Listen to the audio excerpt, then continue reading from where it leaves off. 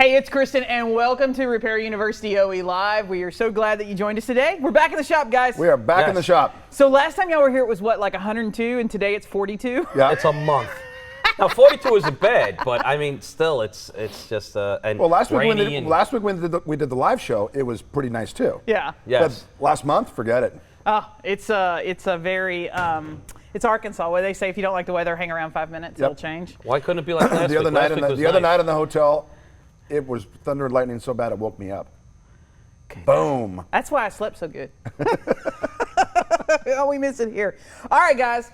I'm excited about this show. Yeah. Because I think You lie. You're excited about every show. I am Doesn't excited. take much to excite you. I am excited about You want a it. cookie? We released I think last week the SEMA pre-show, and I was like all excited because there's a new filler coming out. So I am kind of an out-of-body geek. I get excited about the really weirdest things. I wouldn't call it auto body, but maybe just Makes geek. Christmas very easy for me to shop with. So, but Kia. Yep. So there's a lot of Kias on the road. Yep. And I think we have a misconception that there's nothing available for Kia. That's what I you was know. probably there. That was one of them. That's what we hear from shops. Oh, there's nothing on Kia. Just fix it. You know, follow the industry standard, which doesn't exist. But Right, there's you no know, industry standard. But bottom line is, that's what a lot of people say is, well, they have nothing. Yeah. And then we looked. And Kia has a lot. It's have a actually lot. really nice, great graphics. There's videos. There's a Yep. lot there. So let's not waste too much time. Everybody's got things they want to do today instead of watch us. But I think we're watching us pretty entertaining. All right. So there are 3 ways to get your estimating OE information. You can get them from the estimating systems. There are third-party sites such as AllData or Metro maybe your or- and then there's the OE website, which always is the best place to go. Most current, most accurate, up-to-date information is there.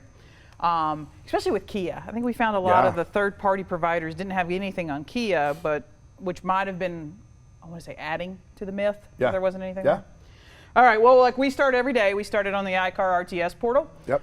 For information, again, when you go to the portal, you can click the OEM information tab, go down to the logo for Kia, click in, and Mark, you found this very interesting. when Well, you caught on. So down in the lower right-hand corner, they talked about the frequently asked questions.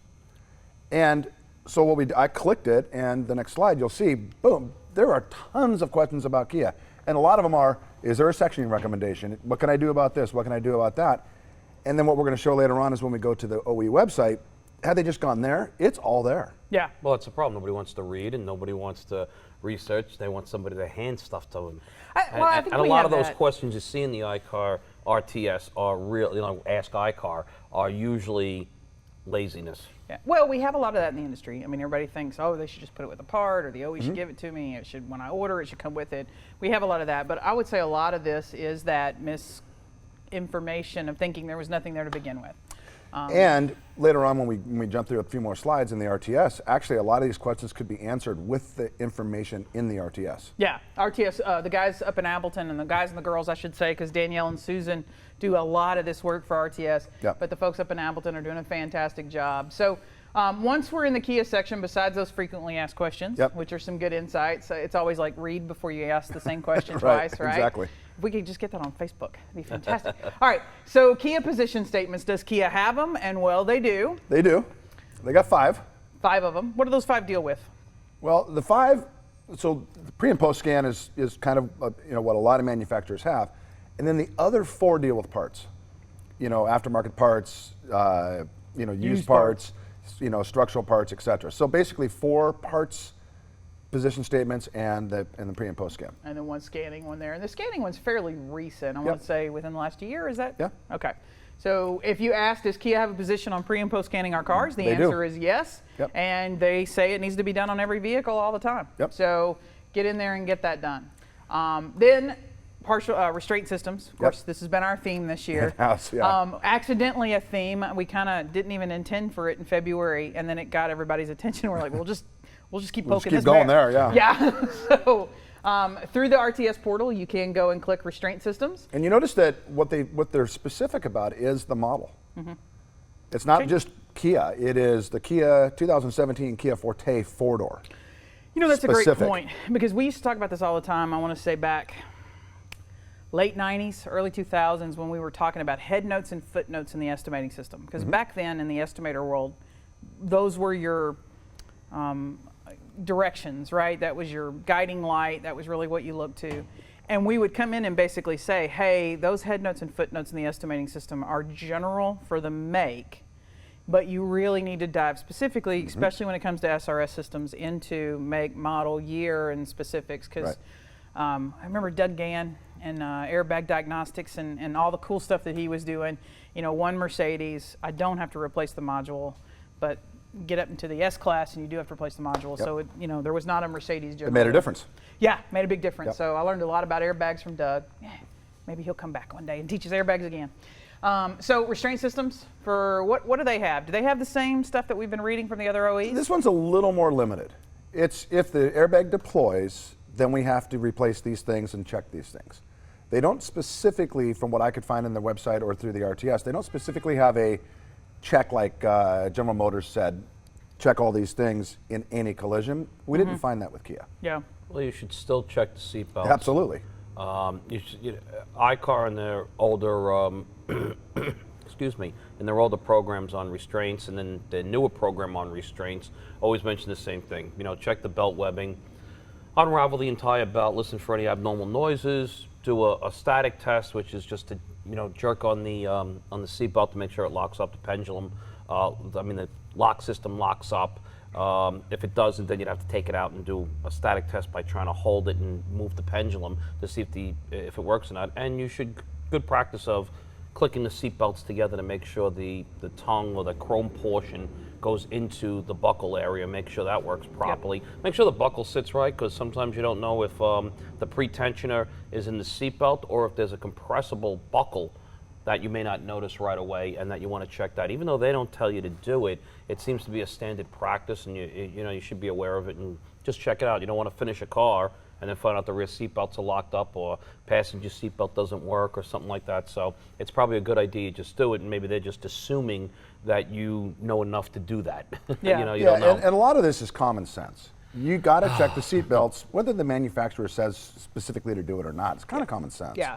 Well, there's so much involved there. Just like our Malibu that we've been using for the blueprinting example all year. Our driver happened to be a very large man, and we've got a twist right there in that pillar. Wait. He was 180 pounds. No, that's large. But, I mean, large guy, big dude, we got a twist, right? If I'm in the seat, it's going to be a lot different than my 95-pound niece who's in that seat driving that car. Well, I was just saying I'm a little more than 180. Well, no, you're not. The camera makes you look slim. Okay, good. I've been working on those special lenses. You don't believe what those cost me, right? So seat belts, while there is no formal official position like we've seen with Ford and General Motors and some others, it doesn't mean we're not going to do that. Correct. But then Kia does have, if you have a deployment, here are the things that we want to do. Exactly. And then we need to document those. So we go back and forth. We talk about the incident that happened in Indiana for one particular repairer. It's being able to prove you did what you said you did, whether that's documenting it on the estimate or you have a file documentation process or whatever, but you want to check those. And let me just add one thing about the legal side of that, is that, many of the shops have their gold class, their platinum individuals, whatever, and the classes that you take from iCar say to do this.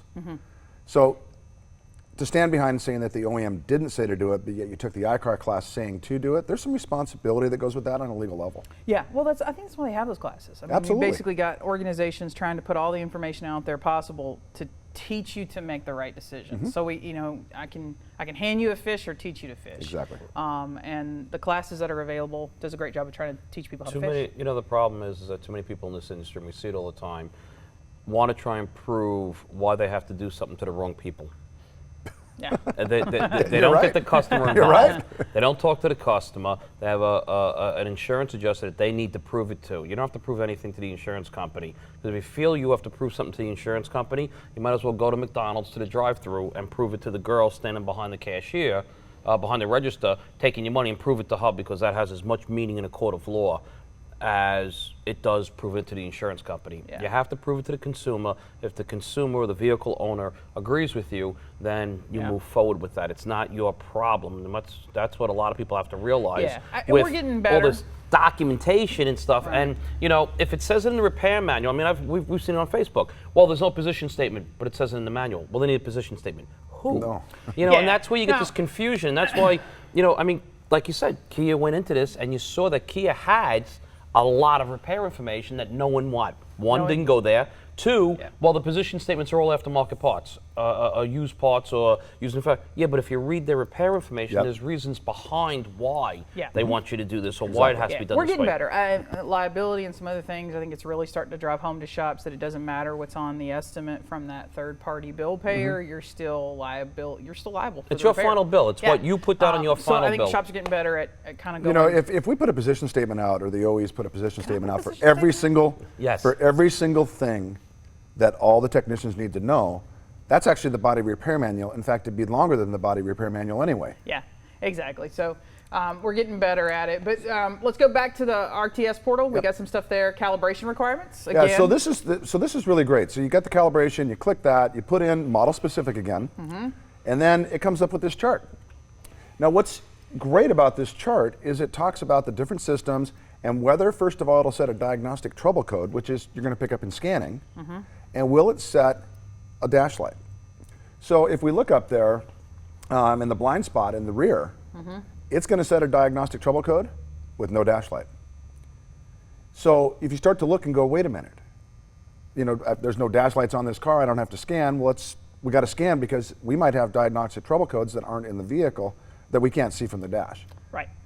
I got to hook up. Yeah. I don't know how many times we have to stress this and we have to keep saying it. And iCar puts it out there for you to see it. We show it in every OEM show, and it'll be in the rest of the OEM shows we do the rest of the year, and all the OEM shows we do next year and the following year. It'll always be the same thing. It will not set a malfunction indicator lamp most of the time. If you leave your car running and you fill up the car with gas while running it, you're probably going to get an O2 sensor check engine light to come on. But if you take off the passenger mirror or the trunk lid or drop the bumper cover or move the headlight for some reason on many cars, you're going to or change the windshield, you're going to offset something that you have no idea that's not working properly until the car winds up into a collision. Yeah, I'll just say that. This is why you have to scan. Yeah, I don't think it's a light issue. I really don't think there's people out there that said, well, if it doesn't have a light, I don't have to scan. Well, I'm hearing that. I think in general, it's because we haven't done it for so long. We just haven't done it until the last couple of years when the OEs made a point, because now the car's gotten to the point the OEs had to. They had to make a statement. Well, because it became an issue. It's been out for 20 years, but it became an issue 5 years ago. Like they discovered fire. Because it's you know, if you have an OE that says, hey, this has really been in our repair procedures like Honda since '96 or whatever, then you have a group of people, not insurers, might I add. No. You have a group of people being service technicians at dealerships. You also have it being body shops going, well, we hadn't done that for the last 15 years and there hadn't been a problem. Right. Well, we see it now where, you know, you have some of our guys that you know, that we're friendly with and stuff like that. You know, the Big Sky Collisions, you know, Andrew Clark Smith and John Jones and the other guys that we're all friends with. Dealerships. And they're fighting with dealerships. I mean, I was on the phone 2 weeks ago with Andrew in Pennsylvania, and he took the car over to his dealership. Or even Mark Gabbard had to teach his own dealerships. Like Mark says, I had to print out the paperwork and bring it to the dealership. So the dealers, I can only stress this, if there's any OEMs watching this, talk to your dealerships about just the plan. When they tell them we don't scan, we don't do this. I mean, literally, it should be like a legal letter sent to everybody that says, we sent the legal letter, you can't say well, no. They have, and they're trying, but at the end of the day, a shop is responsible for everything they sublet, whether it's a four-wheel alignment or back in the old days when we were subletting framework. Well, that's why you have to test drive the vehicle when you get it back. That's why, even if you send it to the dealer that's why I argue, okay, you can do a pre-scan. Here's what I'm going to say. If you are just blindly sending cars to the dealership and saying scan the car, you are part of the problem. Yeah, you better scan it when you get it back. Well, no, you need to go up there and say, here's what we're doing and why. You need to have a conversation with the service manager, and you need to set that relationship up, because you're adding to the problem. You're causing discourse. You're causing calls to be made. Going, we don't have to do that. Well, the bigger issue is not just scanning. I think we're kind of past that. It's more of the ADAS relearning and calibration. Which is what iCar's focusing here. If you had a YF1234, I mean, a R1234 YF system in the car, and you just didn't buy one of the machines yet because it's not that popular with a lot of the models wide range. I mean, a lot of the Benz dealers have it, or you know, some of the Honda guys are looking to get it now. But let's say you don't work on those cars. You had a GM doesn't have it, and you're going to send it to the dealer.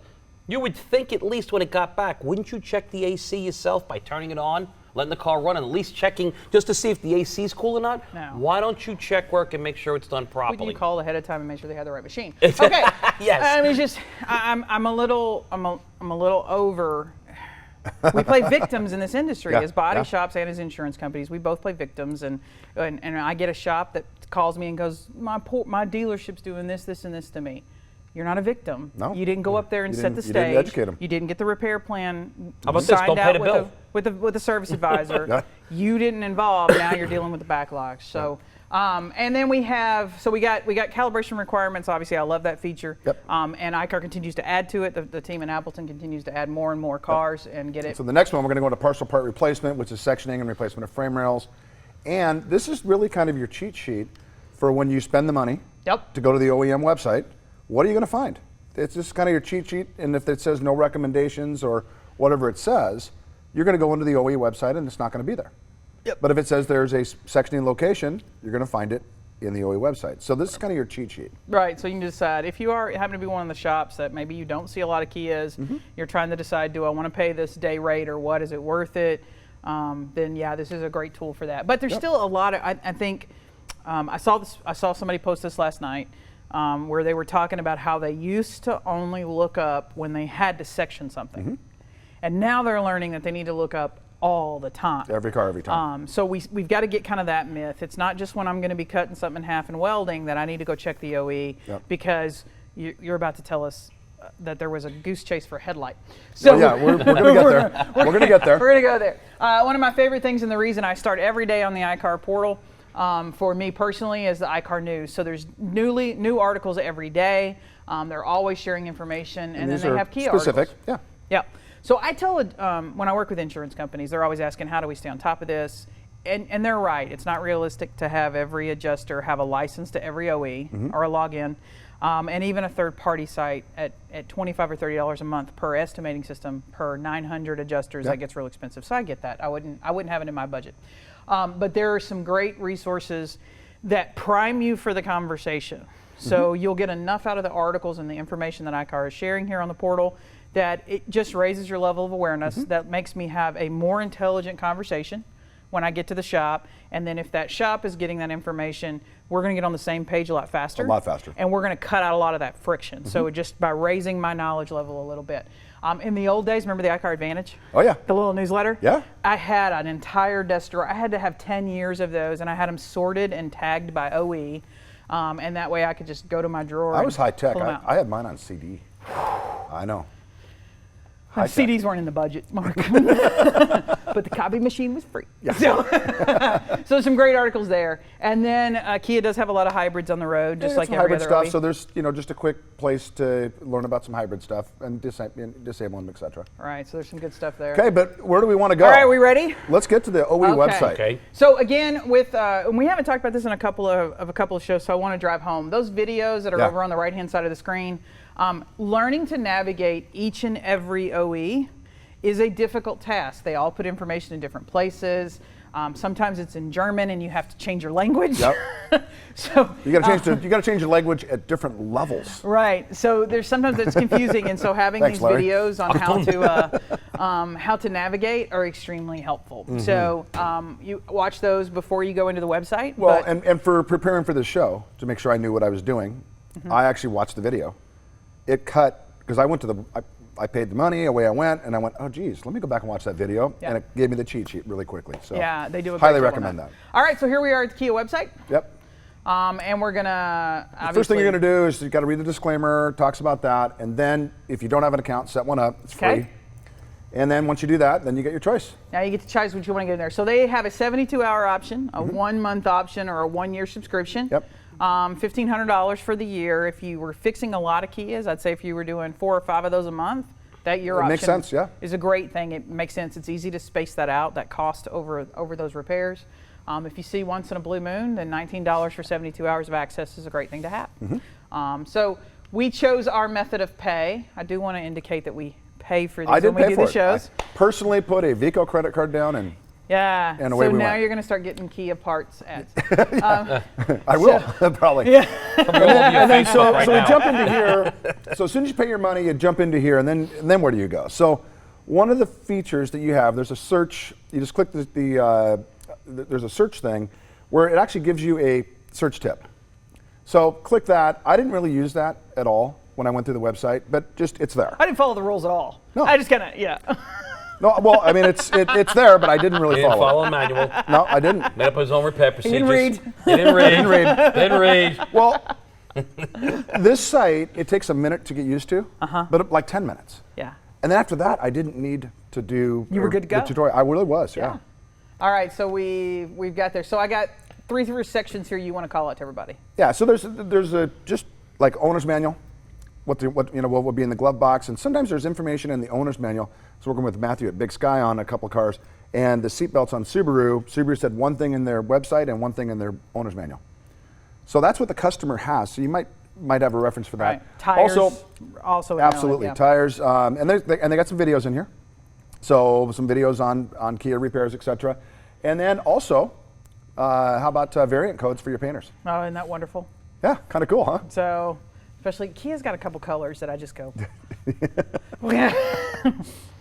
So that's an exciting link. But the paint companies, PPG made a whole video series on matching some of those difficult colors. So there's a lot there too. But I do love it's there that they did it. So it's right there all the time. If you don't want to go watch their YouTube videos, then you come here. All right. So let's get into repair, Mark. Yeah. So we just click vehicle info. That's kind of your gate. Now they want a VIN. So we got to get the VIN. And if you're playing around, you don't have a Kia VIN, just go out to the internet, find a car for sale, grab the VIN, put it in there. Yeah, something. Yeah. Go up there. So you put the VIN in, and here's what's really cool. As soon as you put the VIN in, it brings up all of the build information for that car. Yeah. And there's a lot there. I got to say, so as we were navigating and going through this yesterday and preparing and everything, this has to be the most comprehensive build sheet that any OE offers. Absolutely. I mean, we've looked at the Germans. This is telling me what kind of pedals they put in the car, Exactly. how the engine cover, right down to the speaker. I know it has a tweeter. Yeah. So yeah, and then if you look at the right-hand side of the screen there, you can actually scroll down because that's only half of it. There's more. Yeah. But wait, there's more. There is. Act now. So everything you'd want to know about that car is there. So now to go from here, we want to jump in because we want to get to the vehicle information because, geez, we're just trying to put a quarter panel on the car. Right. So as soon as we do that, we're going to come up and it's going to give you 4 options. So if you look across the top there, it says shop, ETM, DTC, and body. So when you click into it, all the stuff on the left is what pulls up. The next screen, we can click shop, and the stuff on the left pulls up. Now the shop is your mechanical side. Okay. It's what the mechanics are doing when they're actually fixing the car. Okay. So if you're looking for mechanical stuff, like headlights, we'll talk about later, you're going to find it here. Okay, so ETM is the next one. And it pulls the stuff off on the left. It looks like, the wiring and etc. Okay. The next one, it goes into the DTC. It talks about all the diagnostic trouble codes on the left. Now, most of that we're not going to play with when we're writing the estimate. Right. Where do we want to go? We've got to get to the body. So we click the body, and on the top left, it says body and body repair. And then this is just a drop down. Just start clicking them, and they start dropping down. Very similar to all the other OEs Almost that all we the other messed ones, with. yeah. So they've got it there. They do have their general information. Yep. Like a lot of the OEs. I think we can agree there were some things we wanted to see here that we didn't. So it's not as comprehensive. I believe, what'd you say it was like 20-something pages? Well, 26 for welding. Yeah. This one's about 6. Yeah, the general procedures. Yep. So we would have liked to seen some more there, but it's good stuff. It's got stuff. It's got stuff. Yeah. Definitely worth so reading. the next one down, welding, it's 26 pages. This is probably one of the best welding ones we've seen. Absolutely. I'm going to give them credit for that. Absolutely. So I would like more in general, but kudos on your welding. And oh, by the way, I'm stealing some of these for my next presentation. Well, and the nice part is it's not just stick drawings like a lot we see in some manufacturers. It's pictures, it's color. It's pretty well done. Yeah. So I would say, because as we were going through this and we got in there, I think we all kind of pulled this up and went and played with it, right? Because we had just finished, last month we did the spot welding show. Yeah. So we were going through this going, God, I wish we'd have had this for that show and wish we'd had this for this show. So I think if you're probably a new technician, maybe you're a B or a C and you're working, this would be good to go get, download and print and hang on to. This is actually great information. Whether you're fixing a Kia or not, this is training. And Free good training. And yeah, well, in a way, if you buy $19. it, it's $19, right? right? But it's not bad. And take it, print it off in color. It's a nice reference. Welding hasn't changed a whole bunch, so it works. No, it's good stuff. We like that. So here's some more. They even show you what a good weld is, what a bad weld is, what setting on the welder. Again, they kind of walk through with welding. It's great. Yeah. These would be great, you know, when you go in and print it out. So if I was the shop owner and I'm going to spread 19 tolerers across all my techs, right? Print some of this out, you know, cut those out, laminate them, put a 3-ring, you know, punch a punch hole through them, put a ring through them, and hang them on your welder. Yeah. Good, bad. Yeah. Actun. Actun and a smiley face. So it's just some really good stuff there. Yeah. And this is on the squeeze type. So they're talking about mag welding, and they're also talking about the squeeze type. So they break through all the welding types. So to fix a Kia, I need a spot welder too? You need a spot welder, a rivet gun, a MIG brazier, I got to have a rivet gun for Kia? Oh, yeah. So I got to have a rivet gun now really forever because I got to have it for the Cruise, right? For the $19,000 GM product, and now my $18,000 Kia Forte. Yep. Correct. Got to have a rivet gun. All right, so that means we got to spend more time with Dave. You got to tool up. Oh, yeah.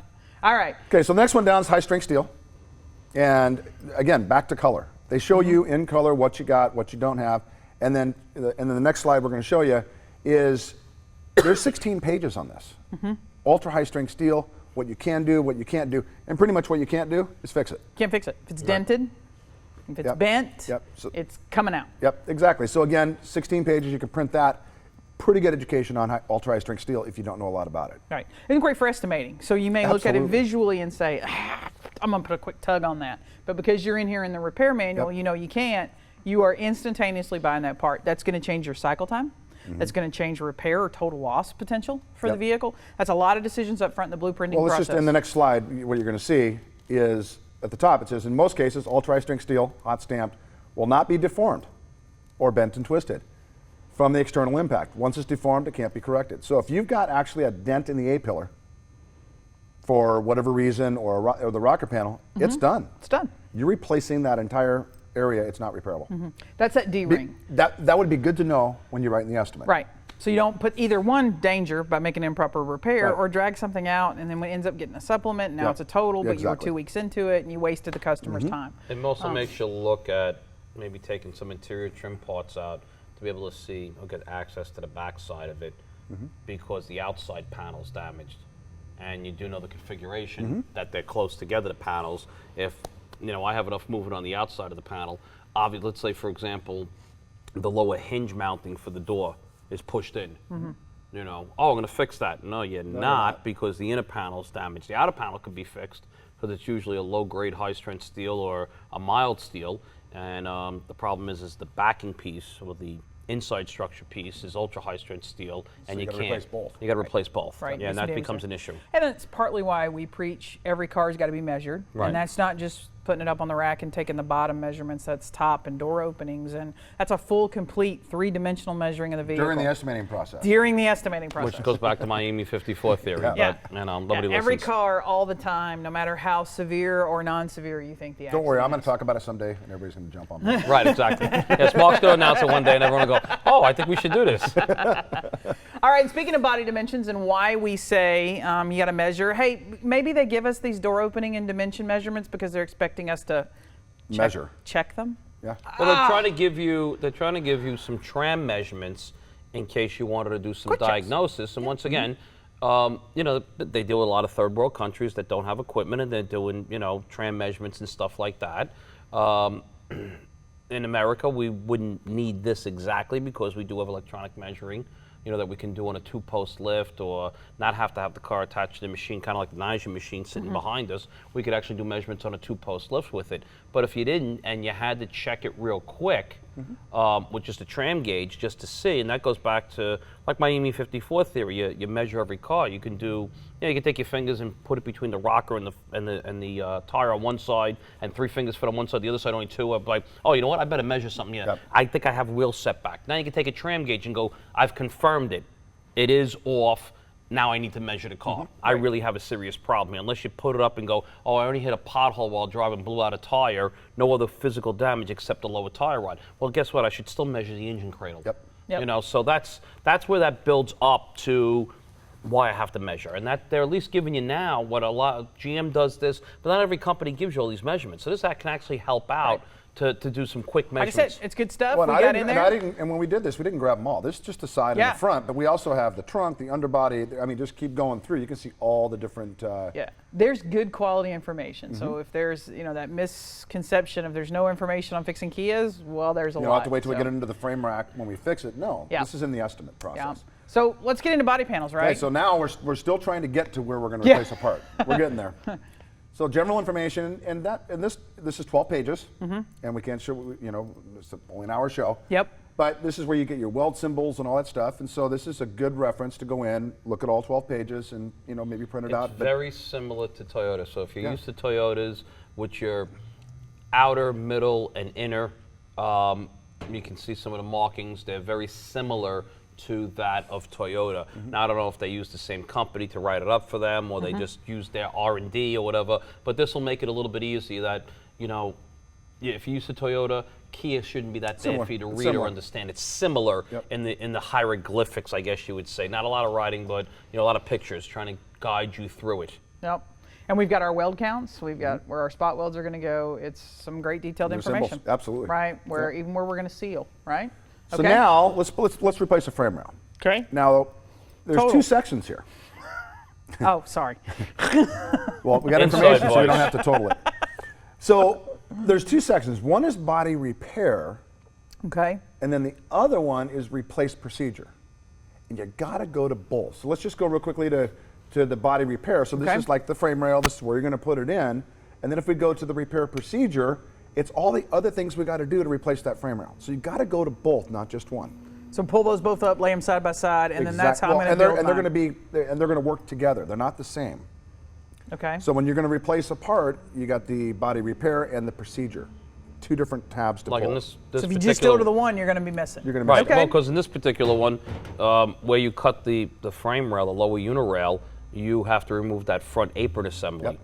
And you have to buy the front apron assembly, so that becomes now a junk part, and it becomes, due to the repair. I'm just going to call it. I mean, if we actually did some research and looked at number of rails replaced Rails per versus number of the end. aprons yeah. ordered. Yeah, you gotta basically throw the part out, and you're gonna have to buy another little apron grayed out area there to be able to replace well, the you lower notice the rail. line is right below it. Yeah. It's right underneath it, so Yeah. you got to pull that off, and that's what this is. But if you just pull the frame rail, that's where technicians are like, "How are you supposed to do this?" We see people post that. Well, if they just would have pulled the other information, we'd know how to do it. It's right there. And it's right there. Yep. Yep. But if you don't pull this, you're going to have a confusion. You Yep. may end up back with a supplement. That And supplement then Larry's may going to have push to it talk to over. somebody on Facebook about it. No, he's and- not allowed to anymore. Okay. We're done with that. and then so again, let's just take another example. You just got out of Facebook jail. We'll just take another example, the quarter panel, where again, Yep. there's the body repair and here's the body procedure. So they're talking about what do you do as build, where do you cut, but you got to pull both. Pull both and look at them. So sealing, right? We've had some great information, Toyota, Honda, et cetera, Yep. on where sealer goes, where it doesn't go, how Yep. much of it goes, and Kia has that same information. Well, there's 3 different levels of this. So you got the body sealing locations. So in the hood, right there, they're talking about underneath around it, just like all the other Seal ones. the new part when it comes in. Yeah, but seal the new part when it comes in. Okay. And there's a case right now that I'm working with because the shop painted the hood and forgot to seam seal it. Now what do? We have to strip off the base coat, clear coat, or just replace the hood again. So we got to catch this in the process. Okay, so the next one, if we go to where they talk about the Q-pads or the sound dampening, and they're very specific on where it goes, how it goes, and you can see on the right-hand side, you can scroll down, there's a whole bunch more information here on that. And then, I love this. Cavity wax. Yeah, but what do they call it? It's the wax injection holes. So specifically on the hood, they've got multiple areas with holes for specifically wax injection. So I gotta get my wand. Yep. I gotta hit every one of those holes. Every Well, one you of get those your holes. drill bit first and drill holes. You gotta make sure you don't have it too long because you go through. No. But these are preformed holes. Oh, the preformed good. holes. Ah. Oh, okay. I'm not telling you to drill the hole. So Can a week. I mean, I'm just gonna go back to that. It's a can a week. can you see, I mean, very specifically, so there's 1, 2, 3, 4, Yeah. 5, 6, 7, 8, 9, 10 holes to get that wand into. So it's Right. not just pull it in, pull it out. It's a process. And we have a minimum build requirement. Yep. So for hoods, so it's not everybody goes, maybe there's a minimum build for rockers and doors, but no. Minimum build for every hoods. OE, even hoods and trunks, have a minimum build. Yep, So the next slide we're going to talk about the doors. So the weld injection holes there, and you notice how they say They want 30 millimeters up on both sides of the bottom of the door to have the cavity wax. Puddle that in there. And that's a brand new door. Right. So, we've got corrosion protection all the way through. Can a week, maybe not even enough now. No. I mean, if you think that's a generous Yeah. statement, because I think Sean Collins did a great job of proving. He did a great job of proving in that one show that you can do a fantastic repair. You could follow the rules. Yep. You could do a great weld. You could do a fantastic job. But if you didn't do your corrosion protection, it's all for naught. Right. Actually, BMW says it on their repair information. You can do everything great, except if you miss this, it's a bad repair. Yeah.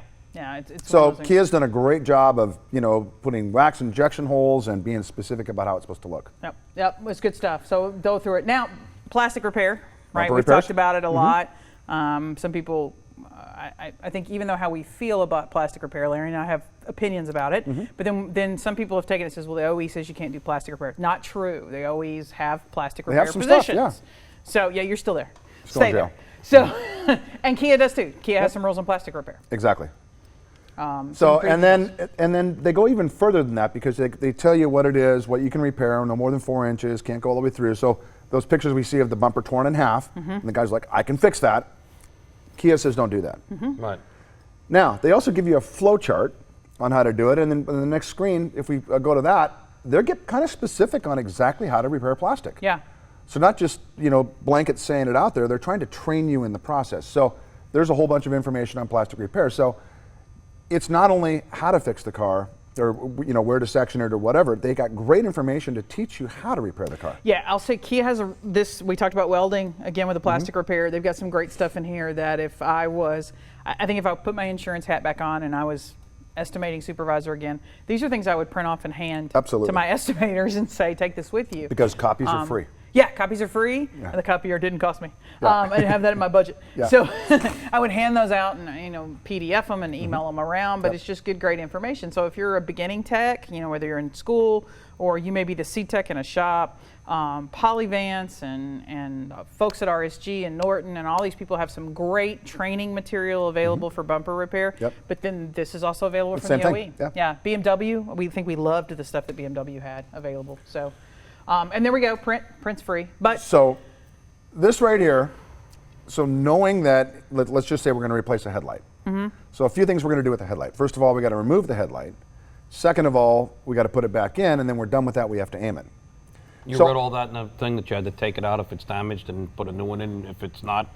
I didn't write all that. Oh, okay. Yeah, I didn't write all that. But That was my- seems to be pretty basic to that me. was my mental, well, If it's broken, take it out and replace it with a new one. sometimes we have to walk through all the steps. You seem to be missing some stuff in between, I think, that you're trying to allude to. So one of the things I wanted to find on this was, okay, how do I aim the lamps? What do I do to aim the lamps? And aiming lamps is not just put it up on the wall and adjust it anymore. You got to make sure the gas tank's full on some cars and different things. So I wanted to find it. Could not find it in the body side, but it's a mechanical side. So I went back to the mechanical side, What'd I hit it searched for? down, and I went to the repair procedure for headlamps. And basically, it's 14 pages on how to take a headlight out, how to put it back in, how to aim it, and on top of that, how to inspect the actual headlight bulb after a collision. It's pretty specific. And where was this? Right there in the mechanical section. Oh, I've heard that before. Yeah, you would actually Well, may have to go to the somebody said mechanical before. side to write an well, estimate. Let's time out there, right? Well, no time out. Easy there. No time out. No easy. No laid back. What's interesting about the Kia site that I think has to be brought out to anybody that's going to use it, Yep. which also may be an issue if you're also looking at maybe a third-party provider that has information on Kia, Yep. is that our other OEs, you still do have to go to the mechanical section. There's no way around it. We In saw that fact, Mercedes-Benz and BMW. Yeah, But there's normally a link. there's a link, there's an indicator, there's a, hey, you need to go here and look for this, because if you're going to detach the battery, then click here for the things that you have to do after you detach the battery. The other OE sites direct you fairly well. I mean, it's kind of like idiot flags, I like to call them. Exactly. Kia doesn't have those. Correct. So you're going to get the procedure to just put the quarter panel on. In fact, I was just reviewing one of the new third-party information systems, and that was one of my problems with OE procedures and estimating systems. It's an ask and response system. Yep, you put quarter, you get just by that. clicking replace the quarter panel, Yep. and it responds by giving me the quarter panel procedure. But then there's all these other things. When you're on Kia, you're going to have to know, well, to replace that quarter panel, I've got to take a side curtain airbag out. I'm going to have to detach the battery because I'm welding, and then you're going to have to go to the mechanical section and Blind now you're spot gonna have monitors to, and all that. You're going to have to dig for those things Yep. individually. It's And not you got to gonna feed them up know, to you. and you got to know those things to go off to the side to actually find them. The nice part is it's there. It's there. You just got to know Right. to know to go to get Right. it. So I think it's fair to say, and I think the three of us would agree, that estimating a Kia actually is a higher level of estimating skill. Mm-hmm. So it's interesting to me that I have a car, not a knock to Kia, not anything bad, but I have a car that's traditionally seen economically as a lower car, which is going to require a higher sophistication skill of estimating than, say, a Toyota or a Camry or a Mercedes. Or Mercedes is pretty simple once you understand the and website. BMW has a fantastic website that really, It took me 3 hours to figure out Mercedes, but I got it now. It took me 10 minutes to figure this out. Golf clap. yeah. So if you're not extremely skilled as an estimator to go find what you need, or you're one of those, I would say, higher level technicians that gets up and finds what you need, you can make some serious mistakes fixing a Kia. You can.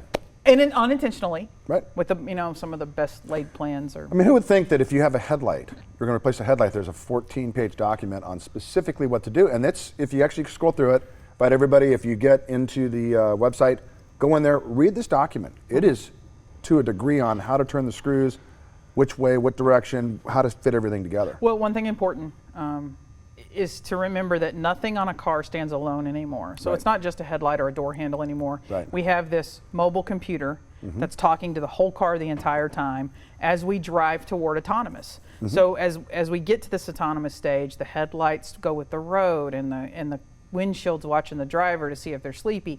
There are so many things going on in a car now that have nothing to do with does it start and drive. Yeah. So, which has changed the way we do. So back to that statement earlier where we had a technician that said, hey, I used to only look when I was going to section something, and Right. now I look at all the time. Yep. Even something as simple as what we would have thought replacing a headlight can become a 26-line estimate. It Fairly can. easy. Well, if you're going to pull the bumper on some vehicles, you got to pull the headlight. If you got to pull the headlight, it becomes maybe even more Right. lines. Right. We're suddenly writing two estimates because we run out of lines at 400. Yeah. On 400. CCC, yeah, you run out of 400. 280, I think, at It's kind of a challenge, isn't it? at Autotex. I'm out of lines. All right, guys. Well, that's Kia in a nutshell. Again, Absolutely. it's a short show. We can't go into everything that they have to offer. And I think we were all three a little impressed with some of the stuff we found. Absolutely.